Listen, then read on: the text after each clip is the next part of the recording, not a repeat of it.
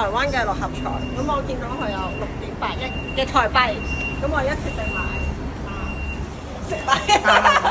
聽日嘅金多寶頭獎咧就估計有2億嘅獎金，不過呢條片咧就唔係鼓勵大家賭博嘅。試完每次去台北咧都會經過呢啲檔口仔，覺得好好奇啊！今次咧我就揾咗已經移居去台北6年嘅張啟樂教下我嘅玩法啦。個大樂透咧，其實個玩法就同香港嘅樂彩咧基本上一模一樣嘅，49個 number 就中6個嘅話，即係佢會開6個同埋一個特別號碼。咁你中咗個6個嘅咁就頭獎啦。如果你嚟緊禮拜5一注中就6億8。咁但係佢同香港賽馬會有個分別咧，就係佢呢6億8咧係未計稅嘅，都多啦，成過億港紙嘅啦。有冇中過啊你？我有中過400蚊，但係基本上輸多過中。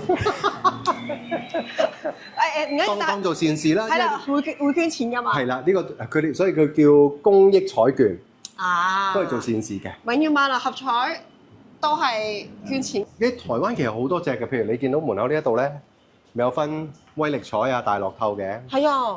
咁而威力彩咧就同樂彩有少少唔同，佢只係得38個號碼嘅啫。咁但係咧佢會開2組號碼嘅，一組號碼就1至38，另外一組號碼咧就1至8號。哦。咁你要2組都中先至大獎。咁即係話，譬如你1至38揀6個號碼，1至8再揀1個號碼，全部都中晒啦，先至係攞到個大獎。咁呢個係咪多人買啲啊？因為多啲錢咯。你睇下累積到幾多啦？我試過最高威力彩累積28億啊，俾4個後生仔中咗。